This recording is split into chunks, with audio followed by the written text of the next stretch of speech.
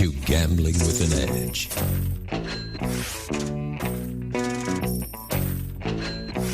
And now, here are Bob and Richard. Good afternoon. Welcome to Gambling with an Edge. I'm Bob Dancer. And I'm Richard Munchkin. Our guest today is Jeffrey Compton. Jeffrey's publisher of CDC Gaming Reports.com. And today we'll be discussing current casino news. Jeffrey Compton, welcome to Gambling with an Edge. Thank you for having me. I love doing this show. Well, good. Good to have you. In about 2 weeks, October 1st, the Palms Casino will be taken over by Red Rock Resorts, formerly known as Station Casinos. Jeffrey, how do you think this transition will go down? I don't see a lot of immediate changes. Okay, the Palms is already a very strong brand and has a strong following. So we're not talking about taking over a casino that's, in trouble or needs help. And Red Rock Resorts does not use the name Station on their higher-end properties, Red Rock Resort, Green Valley Ranch, so I don't see it becoming Palm Station in anything. Except for their top executives, Red Rock is keeping the current staff, especially those who interact with the customers. And so we won't see a lot of change over there. Now, I'm not the expert you are, Bob, but according to VP Free 2, I went through the lists of machines available on both floors, and they didn't look all that radically different. Now, of course, so I have no idea. And the blackjack rules are, both of their aggregate holds are fairly close on blackjack rules. So I don't know if there would be changes there or not. You would know better than I would. Their clubs aren't that different. Yep. I was just going to say a couple of things in that regard. I have a friend who is a dealer there, and they did show the dealers the new chips. The dealers all were wondering whether they were going to change to Palm Station. The new chips just say the Palms on them, so I don't know that that's a definitive answer, but they don't make any mention of Palm Station. So probably Station Casinos has a huge history, both good and bad, of acquiring other properties, and I assume by this time they've learned what works and what doesn't. And right. So their slot clubs aren't that much different. And now I don't know if they're direct. I don't get direct mail from either one, so I don't know how many, how much free play and double point stays and 10 times point stays and stuff like that they're doing. But I think the last thing that Red Rock would do is take away any benefits. Right. The station's properties are much more quick to bar people, I know people from the table games. And I know people who have been excluded there one way or another. And I assume they will have the same fate at the Palms. But for most of the players, I don't think they'll see a big difference immediately. Down the road, there'll be some changes, but even if the current ownership stayed, there'd be change. What I mean is there's always changes. And I think it was an excellent idea to buy it. I said that when you told me about it, Richard. And I think it's a good fit for them. And now they'll have a higher-end property, very close to the Strip. So I think it's probably a win-win all around. What they're going to do with the condos, that's another story. But I think everything else looks, pretty decent. Well, overall, the video poker will tighten up when it goes to Red Rock, in my opinion, and certainly there will be 100 or 2 bodies flying out of there of those of us who are welcome to play at the Palms who aren't welcome to play at Red Rock. Red Rock as a corporation appears to have much tighter rules as to who they allow to play. Do they trespass people, or do they just exclude them from the club? Different people have different situations, and there's some partial. Like on a personal basis, I am allowed to have a card and allowed to play any machines I want, single points, no benefits. Okay. And so I am voluntarily staying away because as far as I'm concerned, that's equivalent to 86ing me. They have not trespassed me by any means, but they have made the playing video poker with one hand tied behind your back is not an interesting situation. So I will cash out all my points before October 1st. Better hurry. Thank you. Presumably the dollar for dollar, the Palms points will become station points.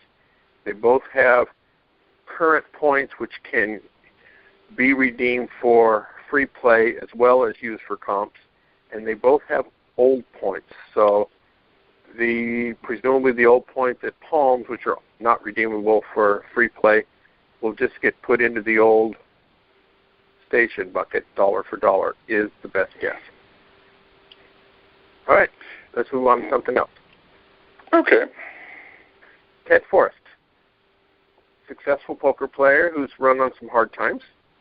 We did discuss Ted Forrest somewhat a while ago when talking to Michael Craig about the book, The Banker, the Professor, and the Suicide King, Inside the Biggest Poker Game of All Time. In that book, Forrest was the Suicide King, making and losing enormous amounts of money. That he should have money problems at some point isn't surprising. Interestingly, his attorney is claiming he was set up by the Wynn. According to Forrest's representatives, the Wynn knew he didn't have money.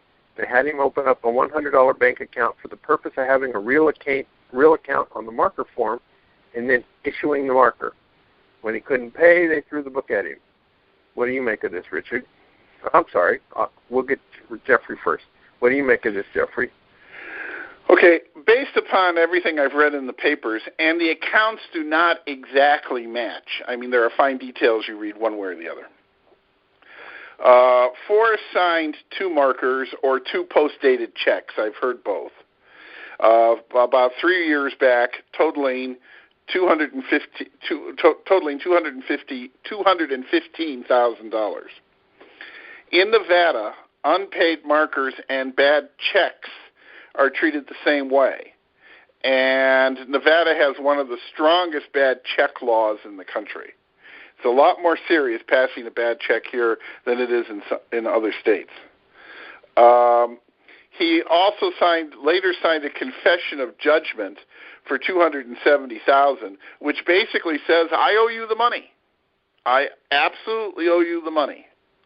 And it included a payment plan, which I guess he has not honored at all, which forfeits any of his rights to dispute a claim in the future.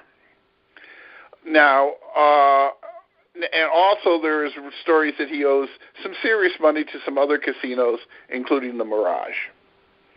On the civil side of this, there is no defense. He owes the money. But to avoid criminal prosecution under the Nevada bad check laws, he is using, which he could go to jail for, he is using they knew that the markers and checks were worthless at the time defense. You know, I only had $100 or whatever. I told them I was broke.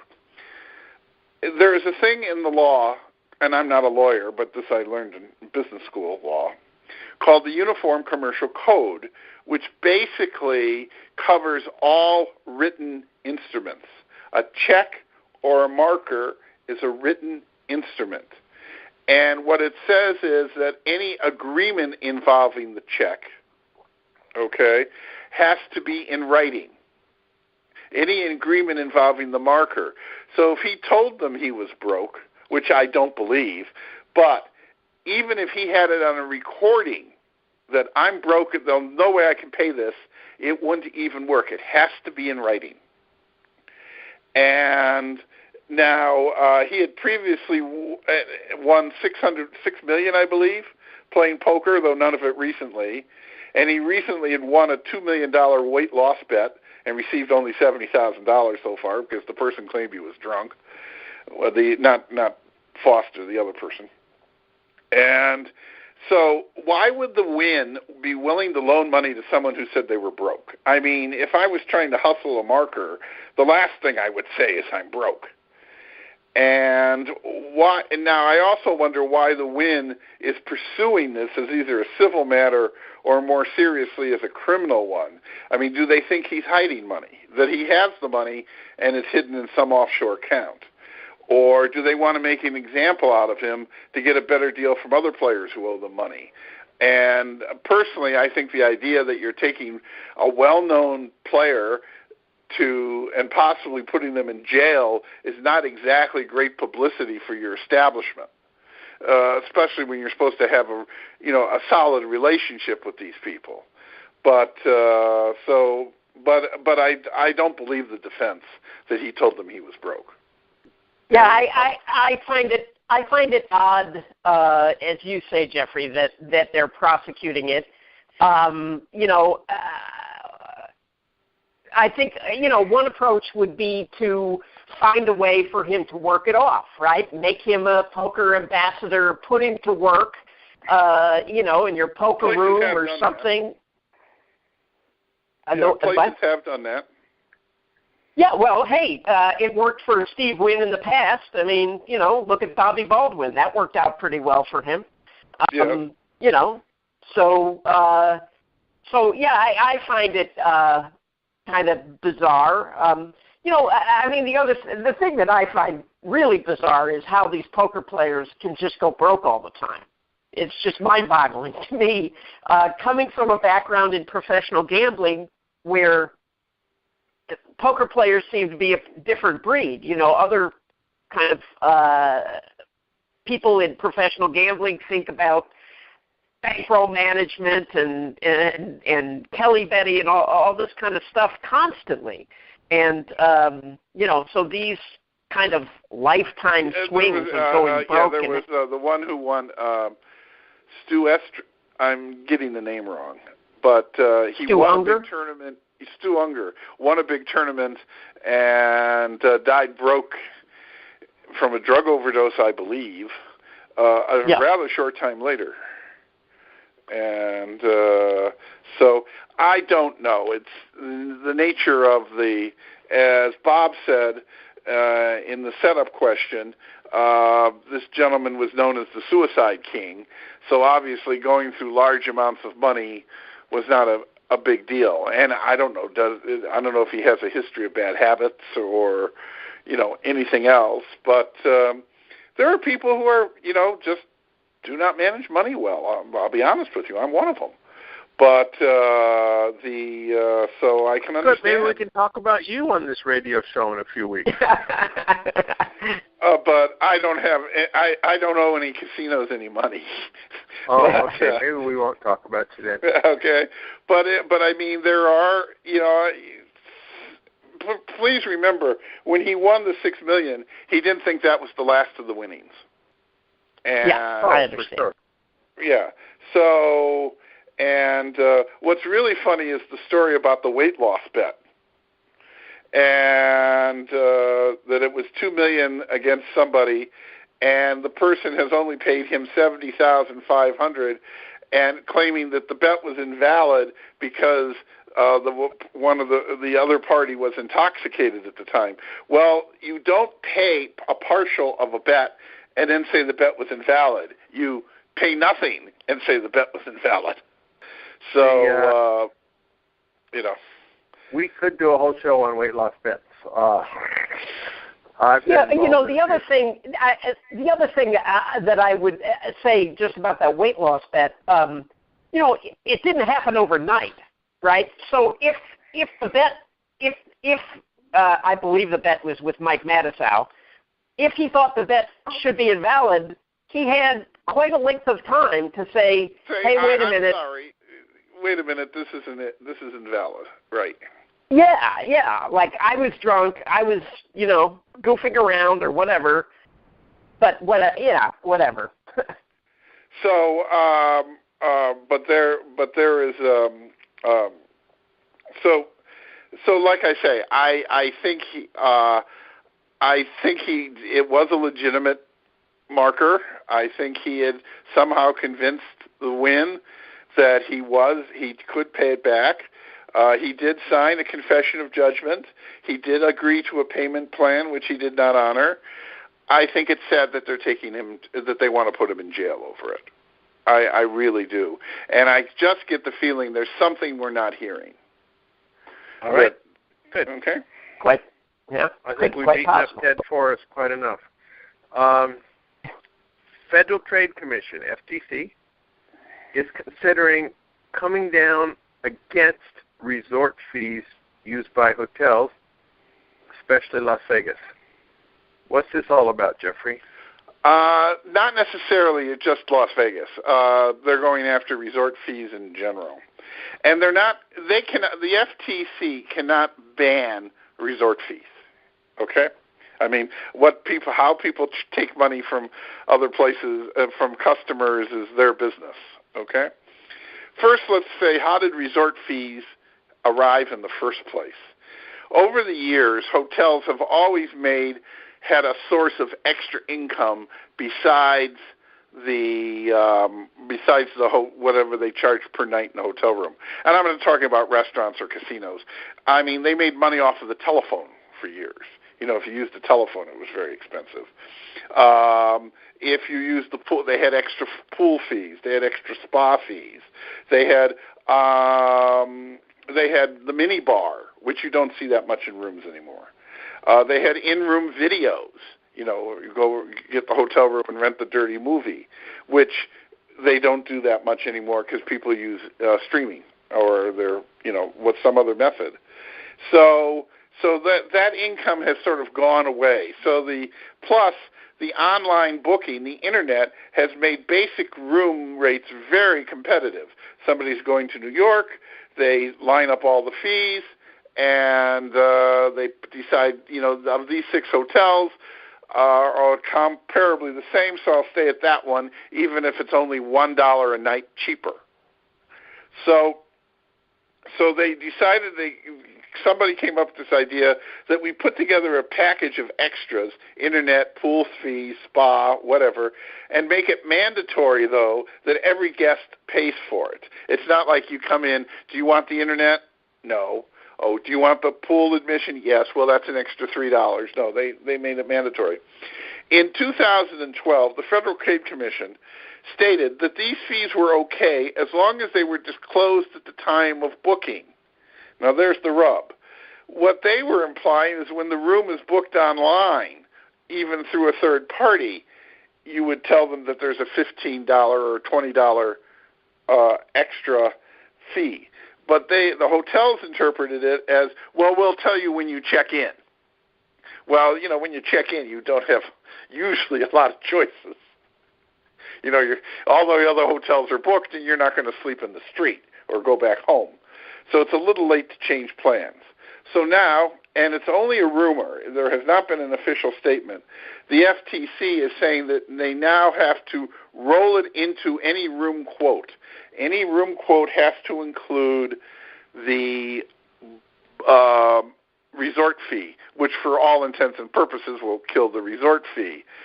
Are you familiar with airlines? For a lot of times you'd see, particularly international rates, for many years had the international rate, but did not include the airport fee, taxes, and security charge, which on international flights can go over $150. So now when you book a ticket, they have to show that to you. So that's very much, now of course that was going to a different party, but so that is where the FTC is concentrating on this, and it could seriously cut into hotels, because the hotels make good money on those resort fees. Well, yeah, I just think it's long overdue. It's about time that we get to see what the room is actually going to cost when we're trying to book the room. Mhm. Mhm. Yeah, so it's like I'm not sure it's going to be any cheaper. It's just but you'll know it's $110 up front rather than thinking it's $80 and getting booked for $30 resort fee. A related subject would be taxes on the rooms. In Vegas, there's a sales tax and a city tax and a convention center tax, which might go up if the Las Vegas Raiders come into being. So I would think disclosing what the total of the taxes would be in the same. I haven't booked a room lately, but I have noticed that sometimes you see that, or you see it in some booking sites now will tell you this is what your total bill is. It's like rent-a-car charges. Rent-a-car charges don't include a lot of stuff that they break your arm and they won't give you the car unless you agree to. But now it's more, here's what your total bill will be, okay, including the airport fee. Yes. So I personally don't see this as a huge disaster because they all have to do it at once. But the hotels don't want to change their modus operandi right now, okay? And also, they could see it that if it is all going to get disclosed, you're going to start getting that we don't charge resort fees or some other method of getting competitive. All right. Let's move on again. I mentioned the Las Vegas Raiders. Now, although they won in the first week on an arguably against the odds 2-point conversion, the Raiders may be coming to Vegas. Anything new on this front, Jeffrey? Well, you did pretty much beat up the subject last week with Anthony yes. Curtis. But there's been a few news stories that have struck my eye. Wayne Newton wants a piece. Oh, well, that changes everything. Yes. If he wants a piece of the Raiders if they move to Vegas. For what it's worth, I don't know how much money Wayne Newton has. Sources differ all over on his finances. Or did he just want his name in the media and saw this as a good way to get his name in the media? I also noticed it was in an item discussing the hockey team. And this would be a good question to pose, the hockey commissioners felt that there wouldn't be a lot of gambling on the hockey team because the hockey team's draw will be local Las Vegans and not tourists. But the pitch by the pro stadium forces is that the NFL games will be an excellent tourist draw. If we play Green Bay, we will get the Green Bay Packer fans that weekend. If we play Pittsburgh, we get the Pittsburgh fans. So they feel that this would be, add to the tourist draw, where the hockey team is saying the exact opposite. It's going to be a local attraction. Admitted, they both may be right. So yeah, NFL is a much, much, much bigger deal than NHL. Yeah. Okay. I'm not done yet. Yeah. I was just leaving at that point. Also, although it's a long shot, I do appreciate Carolyn Goodman's efforts to get the stadium located near downtown Las Vegas in Cashman Field, which is they may or may not be moving the ball field out of there. And, her and her husband, for the last, 14 years, have been trying to revitalize downtown. And a lot of it has worked. Some of it hasn't, but a lot of it has worked. And I think and has gotten very positive results. I mean, I have seen revitalization efforts that turn off in other towns, that turn off all the current owners, who feel that they've been, there's a term, gentrified out of the neighborhood. Though like the El Cortez, which is the same owners, same people running it all this time, think the world of the efforts of the Goodmans in revitalizing downtown. So I know this is a little off the subject on a tangent, but that did remind me that,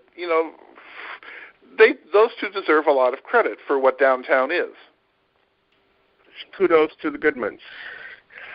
Yeah, actually, I could see putting the football stadium down there. I don't think that's a bad idea at all. It certainly would do wonders for downtown. You're talking about putting it where the approximately baseball? where the baseball is. Cashman Field is a whole facility. So, but putting it approximately down there, and it is essentially adjacent to the Vegas version of Skid Row. Yeah, which would destroy the Skid Row and clean up the area. I mean, that's kind of what happened with the Staples Center. And I've been part of this discussion. When you move Skid Rows, they can't be destroyed. They have to be relocated. Yeah. Okay. True. Yeah. So, but I think it would be intriguing. I also think, to be honest, that if it was downtown and part of the Goodman effort to revitalize downtown, they would get a lot more public support for the 270 or 750 million they're asking to be kicked in by the state via hotel taxes. And so I would think they would get more public support for it. As Richard just said, that idea intrigues me. I don't know if the idea of it being on Russell Road further down from Mandalay Bay is as intriguing. Sports betting. New Jersey tried to get sports betting allowed through the Supreme Court. Supreme Court says no. So what's next? What do you see next on sports betting? Okay, it was the New Jersey Supreme Court that said no, not the Washington, D.C. Supreme Court. Okay. And they did appeal it to the Supreme Court, but nobody thinks it's going to go anywhere. So this ruling pretty much rules out exceptions to PASPA, okay, which is the congressional act that they now refer to as the failed law, but remember that failed law was pushed by the casino industry via Harry Reid in 1992 in order to maintain Nevada's monopoly. And so now they don't want Nevada's monopoly anymore, so the only path is through Congress. This item has been the main item on the American Gaming Association, AGA's plate, for at least a year. Mainly, and the route they've used to attack it is not that everybody should bet on sports. Their argument is everybody already bets on sports, except that 98% of those bets are passed through illegal enterprises. And some of those illegal enterprises are funding things that we do not want funded. So last week, the AGA hired a guy named Eric Baesberg, I think I'm pronouncing that right, to be Vice President of Public Affairs. He has quite an extensive resume, including working with the Clinton campaign in Massachusetts recently. And I assume that getting PASPA repealed through Congress will be his major priority for at least the next 2 years, because they think it might take that long. I have not had a discussion with them. I don't know if it's if the Hill is people opposed to repealing PASPA. Now, there are some local casinos who are opposed to, Nevada casinos who are opposed to changing PASPA, but they're not members of the AGA. I assume the AGA has all their ducks in a row this time on this kind of change. But I don't know if it's opposition or if it's just getting something through Congress in a difficult situation. We've all heard about continual problems with there. Now, my guess is this is one issue that Trump would, if we have President Trump, don't gag, if we have President Trump, that issue would probably stand a lot better chance of getting through. Did you say that Nevada casino owners are not part of the American Gaming Association? Yeah, many of the independent Nevada casinos are not members. They're members of something called the Nevada Resorts Association, which was the father of the American Gaming Association. But they are not members of the AGA. And, for example, the list is no longer public on who's a member. CDC Gaming Reports, by the way, is a member. But I don't believe that the Atlantis, for example, is a member. I don't think that the El Cortez. I know the El Cortez is not a member. I don't know if Stations is still a member. They were, and then I heard they were no longer. And I'll be honest with you, I don't know. But not every casino in Nevada is a member of the AGA. Not every casino in the country is a member of the AGA. They've just made an effort to, and I think this is a very admirable effort, but they've just started allowing Indian casinos into the AGA. For years, you couldn't be a member if you were an Indian casino. So how that all goes down, I don't know. But it will be a major effort. Their major effort in the next 2 years will be getting PASPA reversed. Do you have anything on that, Richard? No, I'm just curious why you said that if it were reversed, it would have a better chance of going through if Trump was the president. Are you saying that you Trump think understands the issue? Trump understands the issue. Trump has friends in the business. Okay. I see, because he was a casino owner. Because he was a casino owner, you don't have to explain it to him. My guess is when he was a casino owner, he would have loved sports betting in New Jersey. Sure. And so what I'm saying is I think they would have I'm not saying Hillary Clinton is anti-gaming. I'm not saying that at all. But I'm saying that in order to make it a priority, and I have never discussed this with the AGA. I have never discussed this with anybody at the AGA. But my guess is that their chances would be a lot better if, just to get attention to the issue, if Trump becomes president as opposed to Hillary Clinton. For the record, I'm not voting for either one of them. But okay. About Atlantic City, generally the news out of there continues to be bad. Taj Mahal is going to close within a few weeks. The Trump Taj Mahal, yes. And there's a ballot initiative on in 2 months, which could end up being worse news for the city of Atlantic City. What do you make of this, Jeffrey? By the way, Trump has nothing to do with the Trump Taj Mahal. Let's get that said. Okay? My guess is that owner Carl Icahn, who does own the Trump Taj, probably wanted to close it for some time but needed an excuse, and the failed union negotiation. Remember, they were negotiating with 2 or 3 casinos, and they got it through the other ones, but it was take it or leave it. They left it. Then he announced he was closing and losing a hell of a lot of money. So I think he was sort of looking for an excuse to close the casino. According to an article we ran yesterday, the taxes on the 2 proposed casinos, one would be in the Meadowlands and one would be in Jersey City, which is south of Newark. Both of them are very accessible to New York, which, by the way, Atlantic City is not accessible, is not, in my opinion, conveniently accessible to New York City. Okay? So they would lose more of the northern New Jersey market to them. I don't know how much market New York City still provides Atlantic City. Okay, the taxes on the 2 casinos, the one in the Meadowlands and one in Jersey City, will be several times higher than what Atlantic City is currently paying.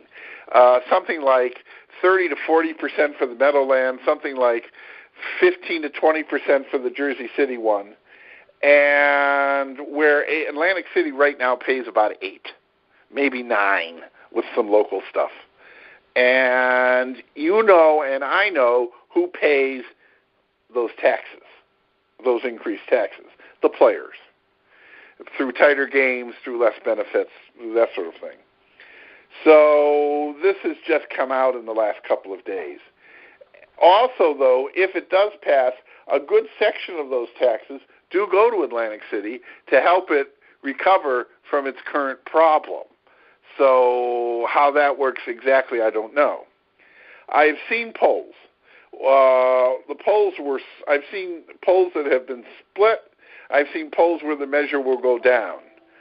Now, as we are coming on to the United States' most crazy election, all bets are off on what will happen. But in my opinion, I don't think it will pass. But that's just my guess. Do you have any thoughts on that, Richard? No. Okay. Do you not care about Atlantic City or what? Yeah, I don't pay attention to a lot to what's going on back there. I know I should, but it's just not as much on my radar. Wherever Richard goes to play his secret game, it isn't New Jersey. It's interesting, I've always said slot clubs did not start in Atlantic. It did not start in Las Vegas. They started in Atlantic City, and because of the geography of Atlantic City, necessitated the slot club where it wasn't that needed in Nevada. And the day tripper slot player became the symbol of Atlantic City. So it's the largest. It was the largest locals market in the country. So I sort of feel bad that it's fallen on hard times and through overexpansion, poor management, or whatever. And so I will be sorry. I'm sorry to hear what goes on. The statistics just came out today that August was 6% down than it was last year. So even with, so it's just not, I don't know if it will ever come back. And with the more potholes created by closed casinos, that doesn't help the situation. Okay, moving on. California Internet Poker is dead for at least this year's legislative session. Are there any states where we could have new Internet Poker by the end of this year? Jeffrey? First, let's talk about California. Okay. There's one person you can't pin the defeat on. Sheldon. You can't pin the what on? You can't I'm sorry, pin, what did you say? You can't pin the failure of California Internet Poker to get through the legislature. You can't pin this one on Sheldon Adelson, okay, who's the big vocal opponent of internet gambling. A lot more than vocal. Yeah, and he was the one who got the AGA to reverse its stance or neutralize its stance. And so you can't. So what happened with the current one is you have the latest proposal, which was the 11th try in 8 years. The latest proposal was supported by 7 tribes, including Ale Caliente, Pachanga, and Barona, who liked it because the bill excluded international poker companies for 5 years. The way it excluded most of them was anybody who was considered a bad actor, had broken some rules, was excluded for 5 years from the California poker scene. So this rules out mainly PokerStars and its parent company, Amania, okay, which are the big players in that field.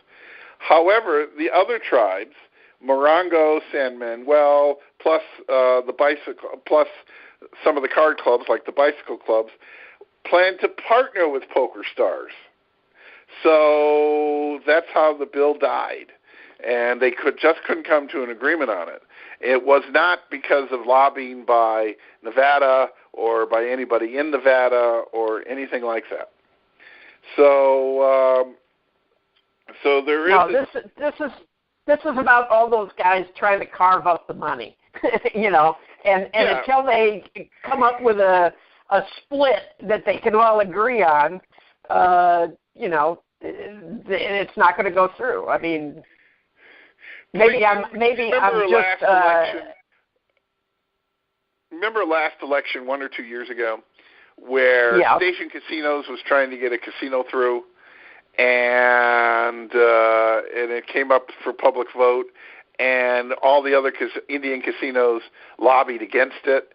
And right at that time, you had I can't remember the name of the casino, but the tribe had broken the open warfare, and they stormed the casino, and the casino shut down. And so what I'm saying is, on some issues, there isn't a lot of tribal unity between tribes. So yeah. They get as and so now they're back to there is a chance it could pass in Pennsylvania. A slim chance. There's still a bill in Pennsylvania, which Sheldon can't fight that one because he owns a casino in Pennsylvania. And lobbying laws are very strict on casino operators doing any sort of lobbying in Pennsylvania. So it could pass. Daily fantasy sports. Now, Nevada, they aren't currently legal here, but they are legal in New York and several other places. It is legal here. Well, not DraftKings and not the way they want it, but it is legal. Yeah. Okay. Correct. Okay. How do you? 8. Yep. Yeah. Go ahead. 8 states have passed it. Okay. New York, Colorado, Massachusetts among them, and they're fighting it out in several others. Last year, Nevada ruled that it was gambling. Now, Nevada does not have anything against gambling, but they consider that to be gambling. FanDuel and DraftKings do not want to agree because that could cause problems in other states. Now, we have to realize what's at stake here. The Nevada DFS market is not particularly large.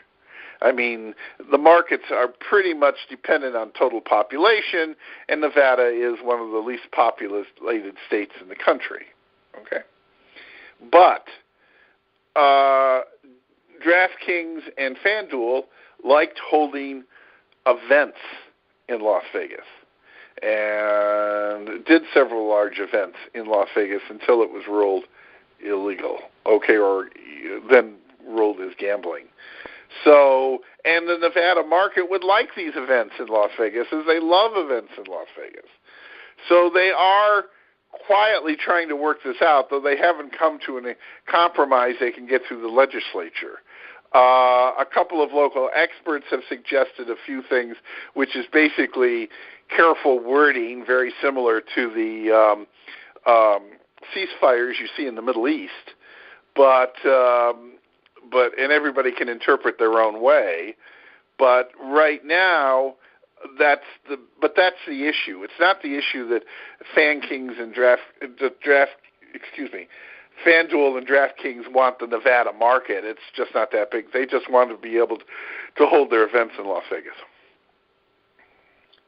So, and in the meantime, Vic Salerno has come up with a pari-mutuel version of daily fantasy, which apparently has been passed. I mean, is in the works. Is in the works. Yeah, is in the works. And exactly. We'll see how that goes. And I guess DraftKings, I read, has gotten their act together with more financing after they sort of blew their purse on advertising last year. I don't sit through sports events, so I don't know if they're still advertising as much as they were last year at this time. And not as much, but they're definitely advertising. They're definitely advertising. And the other thing is there's rumors that they might merge. The owners, I know for a fact, get along with each other very well, so they may merge.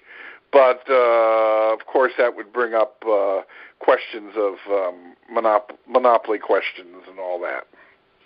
So, but that's, I think eventually they'll come to terms with everybody. And now I think it's I don't know about what you people think. I think it's gambling. And but I do know people who truly put very little money into it, but truly do enjoy it. So you can enjoy gambling. Yeah, well, but I agree. I of course agree with you that it's gambling. But I don't understand why that's even an issue. I mean, because in other states, if they agree that it's gambling, it automatically rules them out of other states, Richard. Okay, that have larger populations. They had to go to great lengths to convince New York. I always thought their argument that we're a game of skill, so it's not gambling, was ludicrous. I mean, poker's a game of skill, but it's also a game of gambling. So, I agree with it too.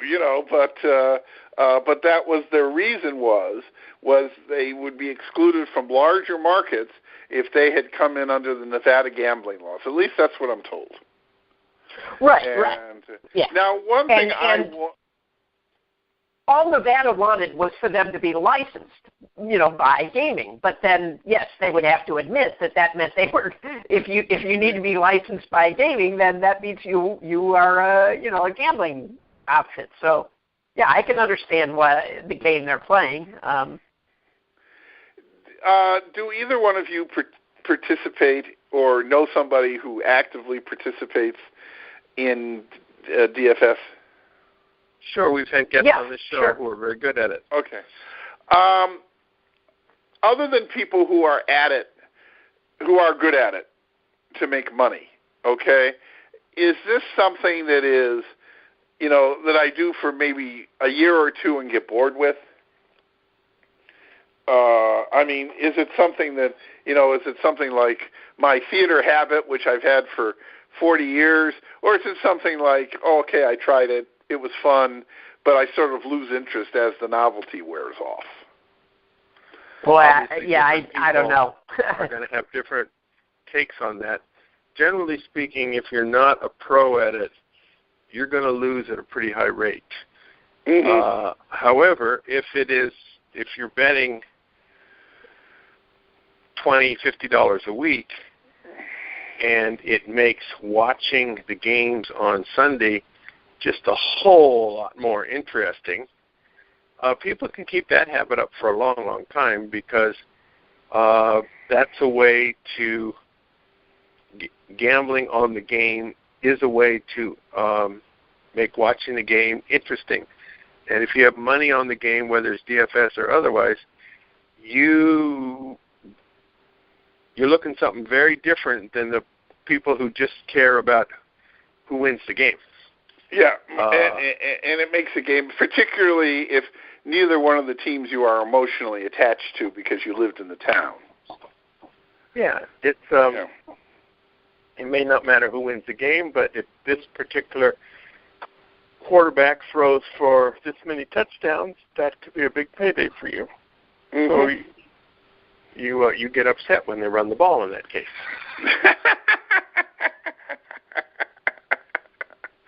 Well, I'm the one who always says that we should allow betting. We should allow wagering on elections in America.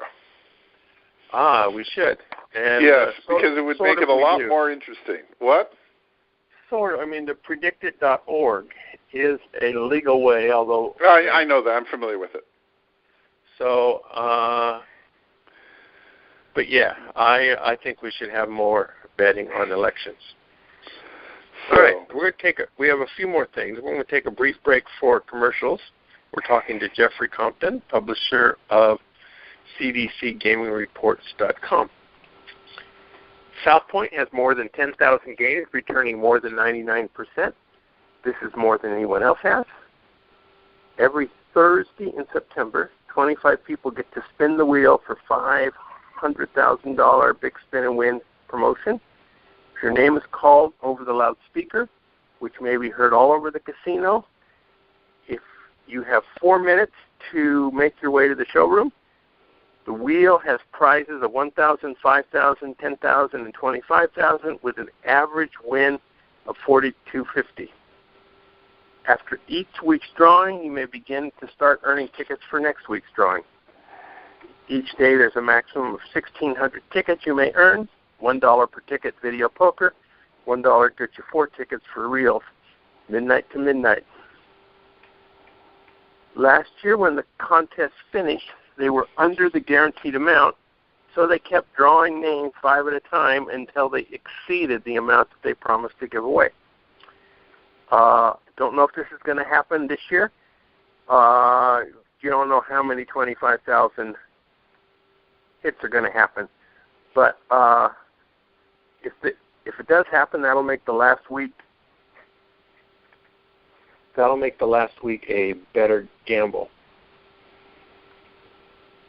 Since the day for this promotion is midnight to midnight, if the hours work for you, you can go late at night, say 11:30, finish up your 1,600 points just before midnight, and then once the witching hour strikes, start on tomorrow's 1,600 points.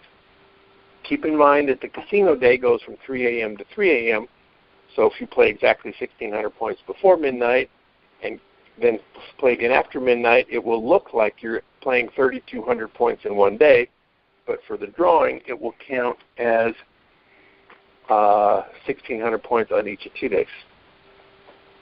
Next week's free video poker class, Wednesday, September 21st, at noon, is Advanced NSU Deuces Wild. This advanced class will define and identify all of the penalty card situations in this game, and there are a lot of them. Anyone may attend, but the presumption of the class is you already play NSU at the basic level. If this is not the case, you will probably not be able to keep up with the class.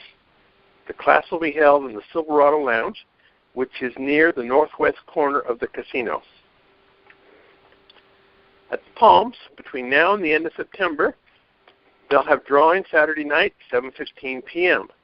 Winners share $10,000 each night. Every day, Monday through Friday, you can swipe and receive 20 free drawing tickets. PFP play for prizes until tomorrow, September 16th. You earn Albertsons gift card. For the last 2 weeks of the month, you earn TJ Maxx gift cards. Prizes are redeemed at a rate of 0.2% up to $190 per day. You keep the points. The remaining 2 Sundays are double points on video poker, 10 times points on reels and video reels. At videopoker.com, it's the best place to play a lot of games. If you sign up for the gold membership, $8.95 a month or $79.95 a year, this allows you to get corrections on most of the games. Game of the week is Color Match Royals. This is a 10 coins per line game where you get paid for same color flushes, same color straight flushes, and same color royal flushes. That is, Ace, King, Queen of Hearts combined with Jack, 10 of Diamonds gets you a 2,000 coin jackpot. It's called the same color royal. The strategy for this game is quite a bit different than regular video poker. To learn it, the gold membership at videopoker.com corrects you when you're wrong.